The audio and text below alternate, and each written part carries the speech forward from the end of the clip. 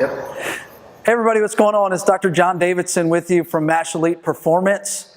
Today we're going to talk about wrist position. A lot of people have wrist pain, and a lot of people talk about snatch and jerks, and they talk about, do you need a stacked wrist versus an extended wrist? So today we're going to break that down and tell you why one is better than the other, all right? So let's go ahead and talk about what the positions are first so we can all start from the same plane. So when somebody talks about a stacked wrist, this is Ashley, my athletic training student, who's going to demonstrate this for us today. So go ahead and go into a snatch overhead position.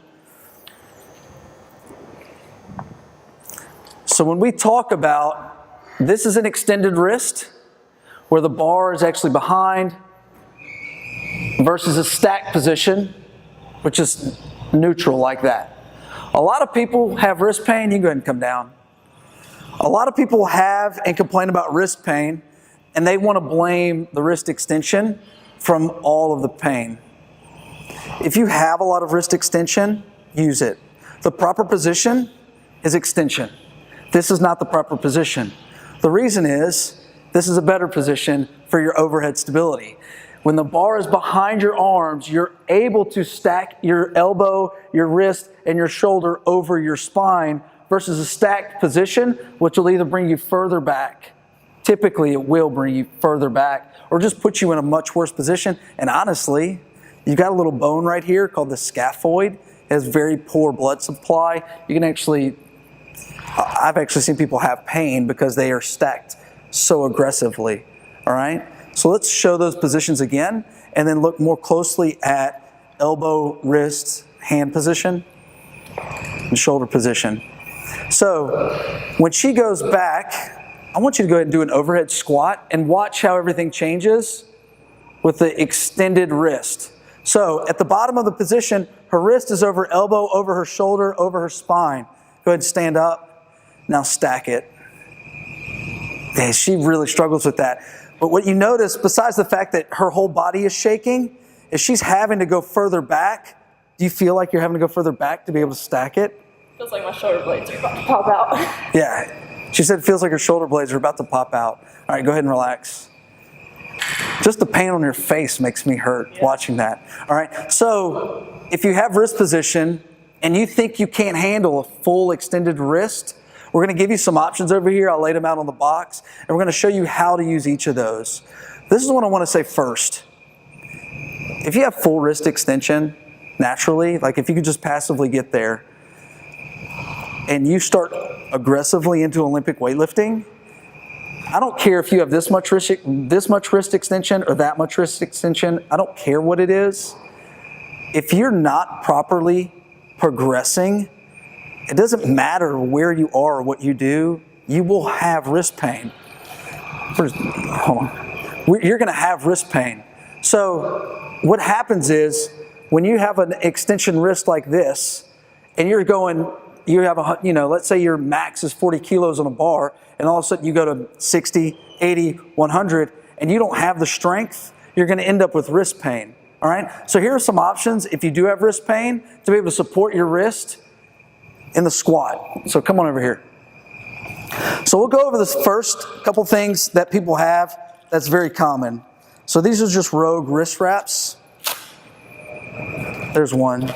This is the one where you just wrap it around your thumb and put it on your wrist like that. Then you have the regular cloth wraps that you can overly wrap.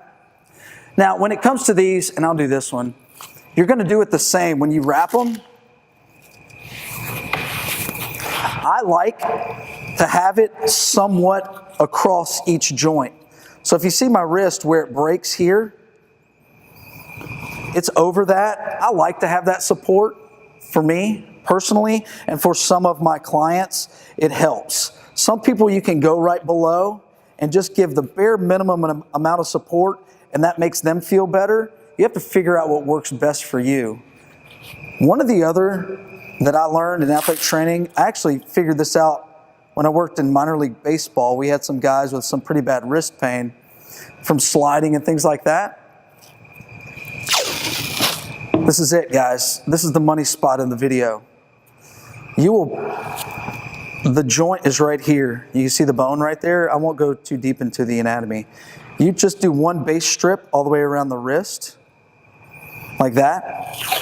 Pull the tape down and turn it into a rope, all right? You can make this too tight, so be careful. You're gonna put this right into the wrist joints, okay? And I'm putting no extra tension on the tape. It literally is just how it lays, all right? Then I pull off of it and I wrap it again, all right? It's that simple. So for a $2 piece of tape, you can do that and then go into wrist extension. You see how it blocks you there? So if you have pain going into too much extension, that will block you. Show the other wrist. I mean, she just naturally goes another 15 degrees further versus that one. See the difference? You feel the difference? Yeah. Good. All right, that's the key.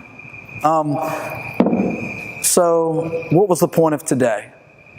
Use this wrist extended position. Don't do stacked. Stacked will put too much pressure on the medial portion of the wrist, and that will cause pain, all right? Do wrist extension. If you have pain, reach out to a medical professional or use some of these different options that we've laid out here, all right? If you have any other questions, message us or email us. We'll see y'all later. Hey guys, now do me a favor. Go subscribe to our channel, like our videos, comment. I promise you if you comment, I'll get back to you and answer all your questions. Thanks for watching.